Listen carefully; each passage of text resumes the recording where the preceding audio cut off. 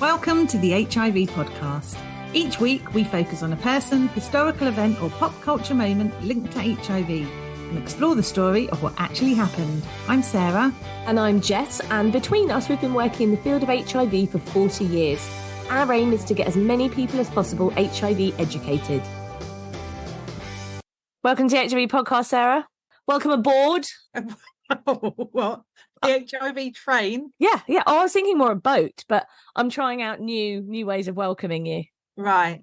Not boat, because we both know I get very seasick. So let's stick to a train. So do I, even on like a pedalo. Pedalo, yeah. But you're all right on a paddleboard. Yeah, because you're moving fast enough. And also, I just paddleboard on a lake. I would not. How fast do you paddleboard? I don't know if you've heard how rapid I am, Sarah. Literally best paddleboarder in the world. Won't even see me. I'm like, meow, across the lake. What, up and down the Thames? Yep. Taking out, small swimmers in my wake. Get out the way. Oh, my goodness. Okay, yeah. Well, I didn't realise you were so quick. I think maybe just because it was on a lake and not the sea that I don't find it. And obviously it's quite flat often on the lake. So yes, so no tides are there? And no, none of that. And also what I meant was if I'm moving on a lake, not that I'm just whizzing around the lake making everyone dizzy, then obviously you're not feeling that motion, are you? Do you know what I mean? Anyway, I'm going to move on now just because that was weird. So sorry I caused that. What news do you have? I've got so much news. Oh, great. Our listeners are so amazing. I know that we know this, but I love our listeners so much. And we always say this is a community, and it really is. So obviously last week we were chatting about HIV and risk, weren't we, in our Aura Quick sponsored episode. And we had a few questions in there, didn't we? Just between you and I. Our listeners, they've only got in touch to give me the answers to these questions. I love this. Right. So Oliver Brown got in touch, who I know you will have heard of. Yes. He's an HIV activist. He's also in the Royal Navy. He does tons and tons of amazing advocacy work. So hello, Oliver. Thank you for emailing. So he messaged and said tattooing. He said, you talk about the best practice of asking about bloodborne viruses, and that's spot on. And then he said, we obviously asked why. Why do tattooists need to know that someone's positive? Now, Oliver's brother is a tattooist. Oh, brilliant. Excellent. No. So Oliver said it's key to understanding the profession's perspective. He said, you're right. There's no reason regarding transmission. Controls are the same regardless. A professional tattooist, however, will have a huge interest in their client being relaxed and comfortable. That is not simply to make a positive experience, but for someone who is tense and not at ease about the situation, such as a fear of sharing their status, as they think they might be discriminated against, that means their muscles will be tense, their skin less pliable, and with that, the needle will respond differently as a result and affect their artwork.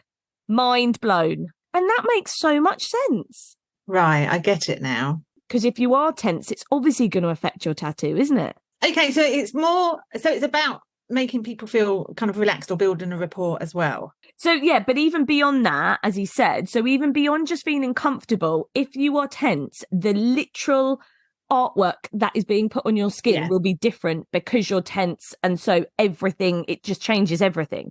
So it's in the tattooist's best interest, obviously, because they want to, they're doing good work, want to show their good work. They don't want someone to walk out and it's all over the place, probably because they were so tense. But thank you so much, Oliver. How amazing is that? It's good to have these connections, isn't it? Isn't it? He's not the only one. Oh, okay. I've got more. I've got another answer for you. Well, I actually think the answer's for myself because I feel like I asked this question.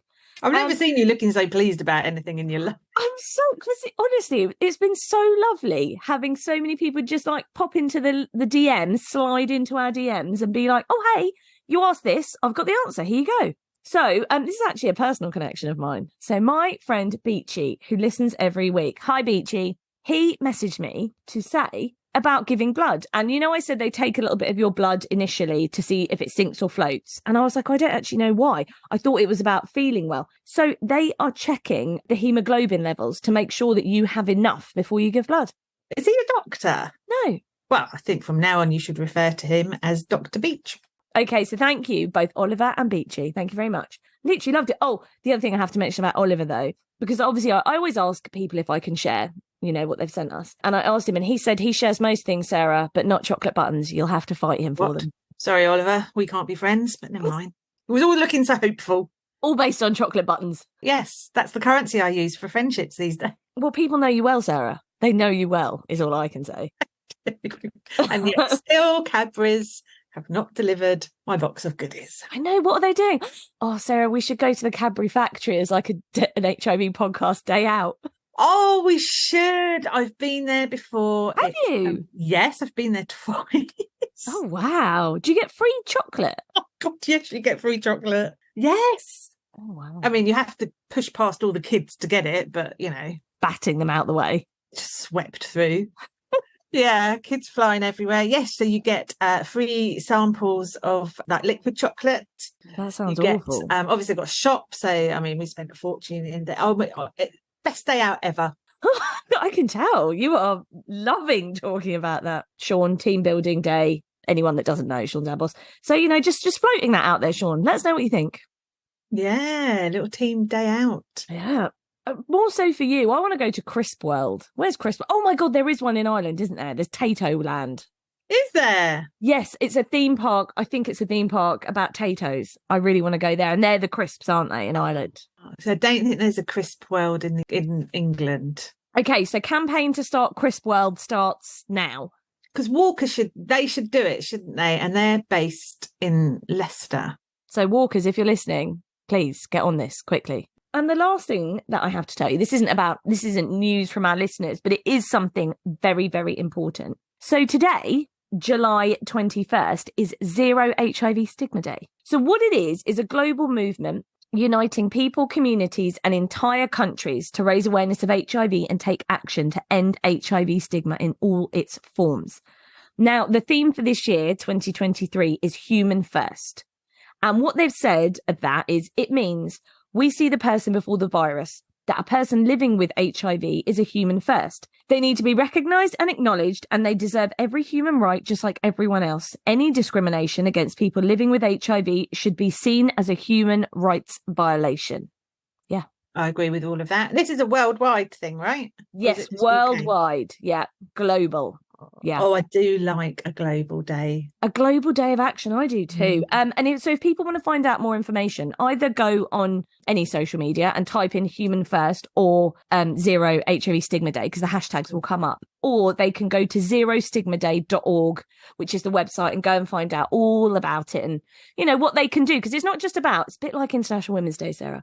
It's not just about paying attention on that day.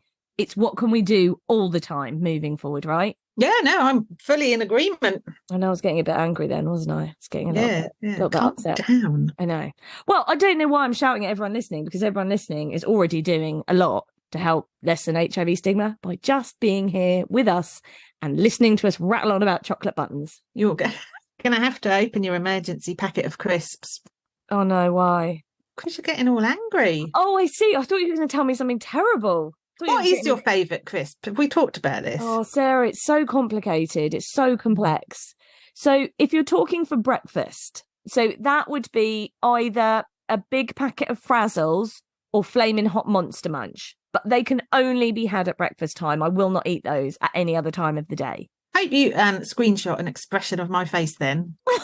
There are many, many rules. Do you know what? I don't think we have time for all of them. That's just a taster of some of those. It depends if am I having it with the sandwich? What am I having it with? Am I having it with lunch? Is it to go in some dinner food? Is it just as a snack? What time of day is it? Sometimes I do wonder about my obsession with chocolate buttons, and I think, you know, I don't think this is kind of normal behaviour. And then I hear you talk about crisps and realise that I've got nothing to worry about.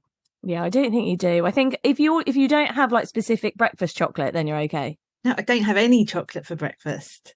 Why not though? I always think you should be able to have whatever you want for breakfast. I feel like we've been sold a lie with breakfast foods, and I've always had like a little bit of a speech about it. I swear I've told this story on here before, but the guy in the local petrol station that basically tried to give me a lecture, and then I got him to eat crisps for breakfast. I just think there is probably, I'm not saying there is factually, but in lots of like chocolatey cereals or in white bread, there's tons of sugar and calories. And I think it's probably about the same amount in a packet of crisps. So as an adult, I very much think you should just eat whatever you like. Like when Ben goes away, sometimes I eat things like nachos for breakfast and chili because he's not here and he can't say to me, you're disgusting. Lasagna for breakfast sometimes. Why not? Have whatever you like. But I am aware that other people find it quite gross. So that's why I hide it like a weird goblin when he goes away, scuttling around the house, eating whatever I want for breakfast. Yeah, I don't think I could stomach lasagna for breakfast. What do you have for breakfast? Well, toast. What with it, though? Just buttered toast. See, when I have my toast, I have to put the toast in the freezer before I butter it. No? No. You've Why? never done that. Don't you want the butter to melt? No, I don't. I want the bread to be cold and I like the butter to sit on top of that. No melting. Try it. Give it a go and let me know what you think next week. So make your toast. You want it so dark that it's almost burnt, but not quite. Then get it in the freezer, cool it right down, butter it, give it a go. Tell me what you think. We've certainly learned a lot about you today, so thank you. Right, what are we doing today? This is our third episode. Do you know what? You've blown my mind so much with the weird toast thing that I'm just like, I don't think I even care anymore, Jess. Right, we'll start that again and you can edit all of it out. So we're looking at HIV in the transgender community, and this is our third episode. So 2 weeks ago, because last week we looked at risk, we looked at the risk associated with transitioning in relation to acquiring HIV. This week, we look at other risks for our transgender community. So, for example, what are the risks for those who aren't going through gender affirming procedures? Because we haven't looked at that at all, have we? Right. Okay. No, you're right. We haven't. And actually, I think for us, because we've constantly said we're learning so much, especially about this topic, I think it's thrown up so many more questions, hasn't it? Even this morning in our team meeting, we were having quite a discussion about all the other questions that we have. We went off on quite the tangent. We did, yes. And I don't think we're going to answer them all in this episode, but, it's work in progress, isn't it? Okay, so risks. So they might be more likely to engage in anal receptive sex, which we know carries higher risks, and they might be more likely to engage in sex work. Now, I know those are quite sweeping statements, and you'll know already that there's very little data to back all of this up. So in terms of sex work, it's not been fully researched, but there are some studies showing high STI rates amongst trans people in America. Very little data in the UK. Right. But as to why they might engage in sex work, I don't know. Well, like we've said, there will be no studies on this because seem to be no studies and no stats on anything. So we can only go on the small bits of data that we can find, right? Absolutely, yes. Yeah. And we'll cite the sources where this information comes from. Again, we've used kind of reputable sources that we use all the time. I guess one reason could be because if you want to have medical procedures in a lot of places in the world, you're going to have to pay for them. That's very true. And it's extremely expensive. Yeah. So that could be one of the reasons why they do that. What we do know is that depression, anxiety, suicidal ideation, substance misuse, and risk of violence is much higher among transgender people. And that is better documented. And we know that all of those factors contribute to poorer health outcomes when it comes to HIV. Again, that's been well researched. So if you're experiencing any of those factors, then your health and well-being becomes less of a priority. So you're more likely not to take your HIV medication, for example. You may be more promiscuous, either as a form of escape or because you want to feel needed and loved. So again, the transgender community are at a higher risk of developing HIV complications because of this. Right, I see what you're saying. We also know, because we talked about it earlier, that there are barriers to transgender people accessing sexual health services. Do you know, actually, I think that extends to any service. So it's much harder for them to mitigate the risks that they face. Because they're not accessing services. So they're not getting that information. They're not speaking to like specialists or support workers. Is that what we're saying, essentially? Yes. Definitely. So they are putting themselves at risk, but, there are barriers to them then accessing help. And I think it goes beyond them being misgendered because of the forms they fill in. I think it's more to do with transphobia because that is a thing. Yeah, massively. And one bad experience, as we know from the trans people that we work with, our service users, one bad experience can really tarnish how you feel about an entire service and just make you disengage. And then even not want to engage with, a similar service in a different area because you assume that's the reaction, that's the response you're going to get. Yeah, it's terrible. It is. And I think, it's like any other form of stigma, isn't it? It's based on lack of education. It's based on a lack of understanding and not appreciating how damaging misgendering someone or using the wrong pronoun can be. I mean, it can be upsetting in any setting, can't it, for that to happen to you? But in a medical setting, devastating. You don't want to be having to deal with that on top of what you're actually there to talk about, right? It's just like another level of like, really? There are challenges facing the health service at the moment. They're still catching up with the backlog from COVID. You've got a long waiting list. You're literally like on a conveyor belt, just pushing people through the system to get the treatment that they need. So I don't think people are always aware of the damage that can be done by just, calling someone he instead of she. Yes. But having to always think to refer to people by their names or they can be tricky too. I just hope everyone's trying, at least. I really do. You would hope so. And we know from our service users that are living with HIV, they've experienced stigma, and it's just so difficult, isn't it? I mean, I've had service users who have seen HIV written all over their medical notes, for example, or in red, like danger. And it's completely put them off accessing any other health service because they're like, that why does it have to be written in that way? And you would hope that if someone is transgender, they aren't having to experience that. Yeah, it's complex, isn't it? Really complex. It is, and it took years of campaigning to change the way that professionals kind of dealt with HIV and normalised it and didn't make it a big thing. And I just hope we don't have to have years of campaigning for the transgender community. I hope we don't, but I think sadly history often repeats itself, doesn't it? One day we will live in a world where gender doesn't even come into it. I just don't know why some people are so angry about it though.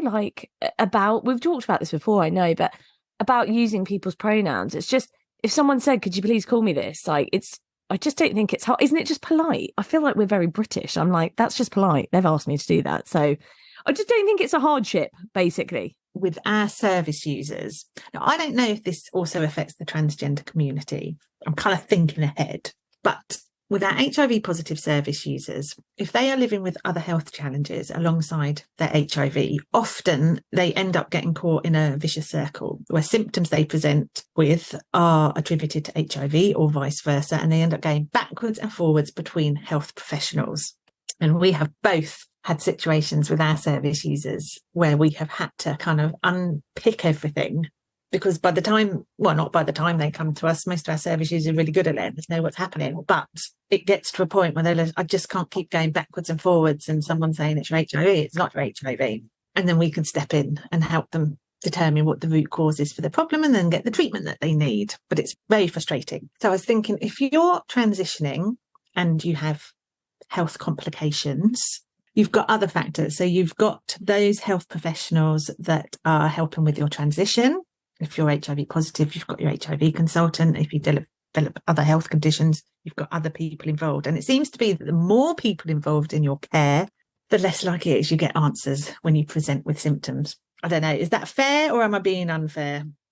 No, I think you're right, to be honest. And actually, I think it takes really strong people who continue to bounce between them, because it's unbelievably frustrating to not get answers for things and to constantly, it's like a little merry-go-round, isn't it, where you're told it, oh no, it's over here, no, go back over there, and you're like, no, we've just spoken to them. So I think you're right. Just it makes it more complex again. It's very, very complex. It is, isn't it? And I know, I mean, there'll be people that are kind of, hey, where are you going? Kat wants in on this. She's got views. And I know, oh, come on then. They don't have to deal with this on Parenting Hell, Animals interrupting them all the time. Cats climbing all over them. Yes. Right, what were we saying? I know there'll be people that totally disagree with that statement and, will be accused of kind of bashing health services. We're not. But I'm basing it on service user experience. Yes, we actually think that NHS are wonderful. I do. That's the thing I do. But no service is above receiving not even criticism, observations. I mean, I've spent many hours trying to help those with comorbidities navigate the healthcare system. And I think the more factors you throw into it, the more complex it gets, the more people you're relying on to communicate with each other. It is not easy. Yes, I think you're right. I think you've summed it up perfectly there. It's around adding in more and more and more healthcare teams So therefore, expecting everyone to communicate all the time is going to be incredibly difficult. Absolutely. Okay, now I've said this all the way through. So we've used data from sources we trust via Google, but some of our sources are sort of 6-7 years ago. And I genuinely couldn't find more up-to-date studies or data by Googling, which is how I always start looking for anything rather than raking through archives of kind of medical literature. I love that though. I love that vision, Sarah, of like, you know, like you're in a film, you've got your little half moon glasses down your nose. You're going through like index cards, like in a, do you know what I mean? She's like a little librarian down in the basement in the archives. Nah, she's just Googling it. I prefer my vision of you doing research. So I do spend my time in a dusty old basement. Of course I do. Yeah. My preferred environment.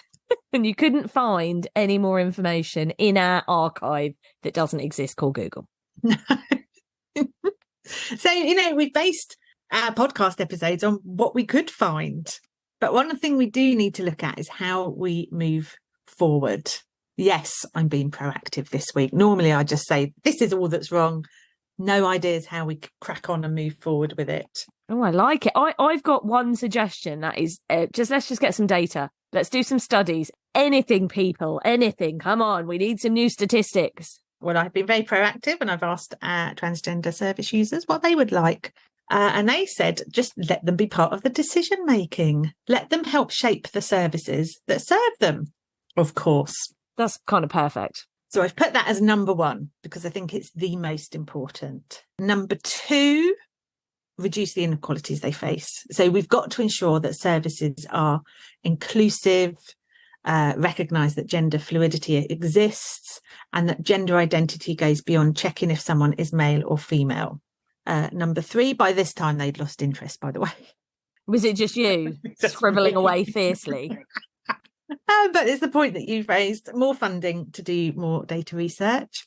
So every source states how little research there's been, which is just not helpful.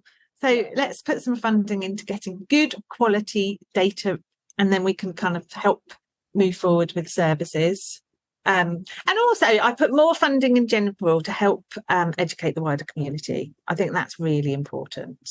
Well, we're always asking, aren't we, for another HIV campaign, like the big one in the 80s. And I think it's very much needed. But I do think a campaign for the transgender community is much needed as well. But on top of that, I would actually like to say, I'm going to add what number were we at? We're at number 4.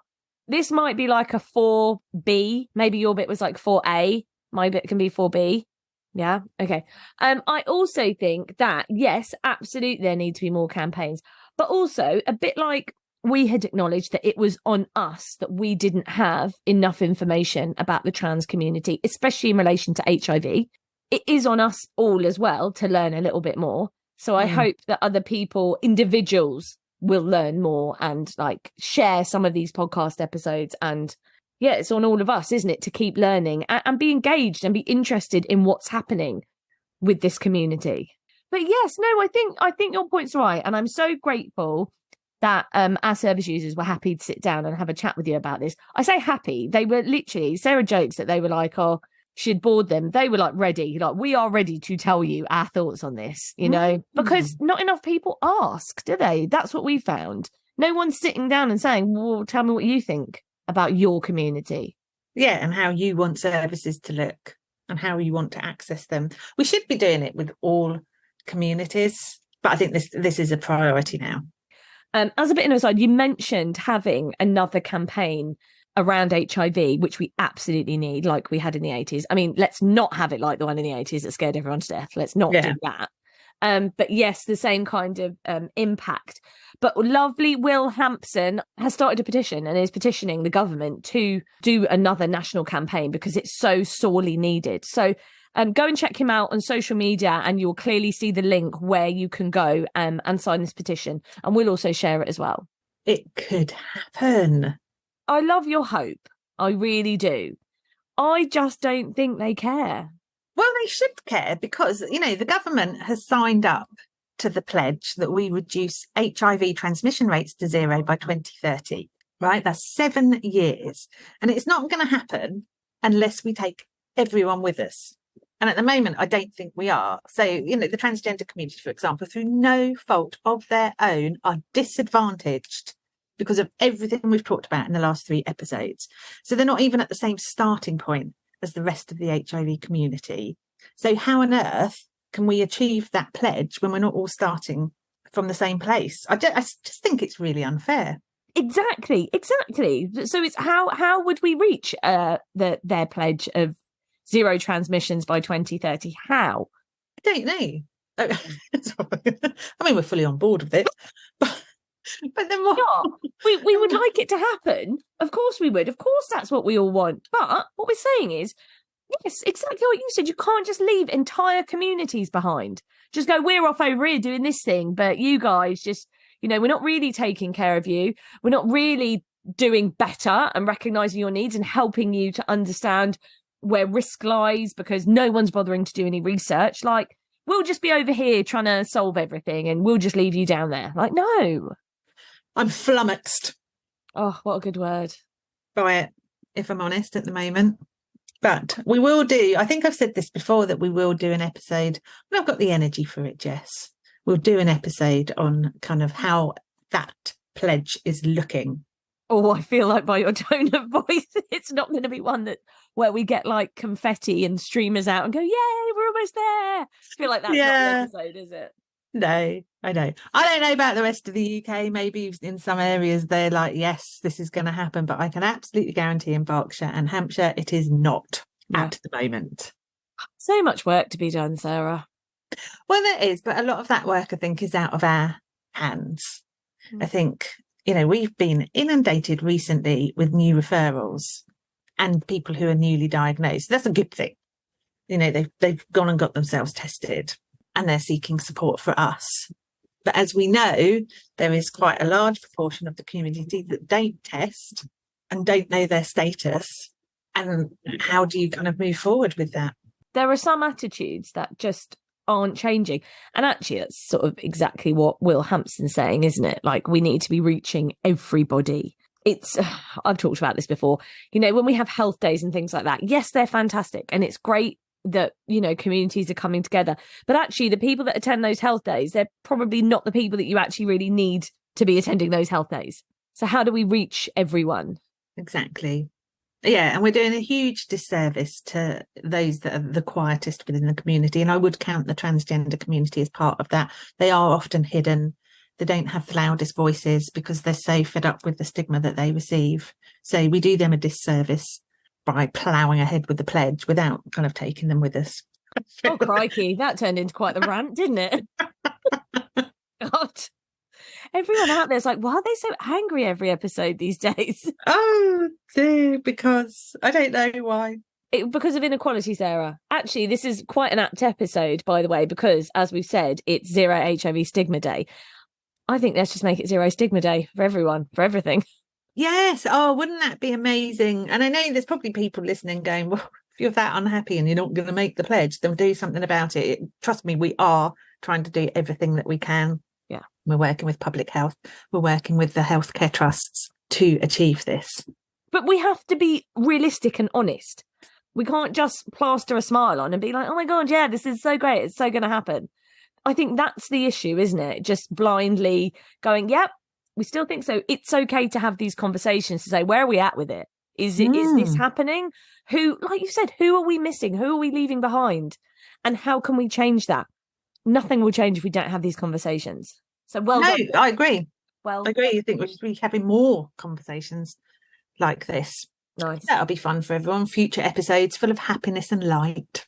Yeah, maybe I'll start putting warnings on them of like Sarah and Jess get quite angry in this one. Oh, it's more frustrated, We both, when it comes to equality, we've both got quite strong views, haven't we? Yes. And we both I'm sure most people want everyone to be treated equally. I'd love it to be true, but unfortunately, I think it's not always what we see, is it? No, it isn't, and I find it very sad, and sometimes it's heartbreaking because at the end of the day, we're all human, and I think some people don't deserve the criticism and the stigma that they experience. Yeah, well said, Sarah. There you go. Anyway, that's it. That's done. We're at the end of our journey. Hopefully, we've got a better understanding of the transgender community and the challenges they face. Yes, well, in terms of HIV, definitely. Still lots that I have to learn for sure. And I'm more than happy to acknowledge that. But yes, the journey has begun. We shall continue learning. We will, and we may well do more episodes in the future as we learn more and as our transgender service users come up with more ideas. I like it. Once you start kind of asking them for ideas, no stopping them. Just on a roll. They're like, oh, yeah. What do we have next week? Oh, I don't know, Jess. Okay. What is next week? Actually, I do know what we're doing. I try and be mysterious, but I just can't keep it in. Is that how you're mysterious? Your husband is so lucky. That's how you're mysterious, by going, I don't know. Sarah, the woman of mystery. Don't know, mate. So next week we're getting a bit sciencey, actually, because we are looking at elite controllers. I'm very excited about this, I have to say. So elite controllers essentially are people who don't need meds. Yes, don't always need meds. Okay, so don't always need meds. So that is going to be fascinating because, again, I say it all the time. I feel like I should stop saying, I don't know much about that. How do I work here? How do I have a job? What do I know about crisps, everyone? Toast in the fridge, keeping your butter on top, big cups, my dogs, paddleboarding like a pro. That's what I know about. So lucky. I have the best work colleague in the world. But that's why you're here with all the knowledge you're teaching me. I'm like a little sponge soaking it up. A sponge? Yeah, it's soaking up the moist. Oh, you're going to have upset a lot of people with that word, aren't you? Yeah. That's when I think of a sponge. I think of something that's moist and a bit. Sometimes I can smell. You're calling me stinky. So a smelly old sponge in the corner of the office. She knows nothing and she stinks. Yeah. Brilliant. Well, there we go. I mean, this is our relationship to a T, isn't it? Very much is. So join me in the sponge next week. Thanks for listening to the HIV podcast. If you enjoyed our podcast, please like, rate and subscribe wherever you listen to your podcasts. You can now also follow us on Instagram and TikTok at the HIV Podcast for behind-the-scenes insights and video. The HIV Podcast is produced by Thames Valley Positive Support.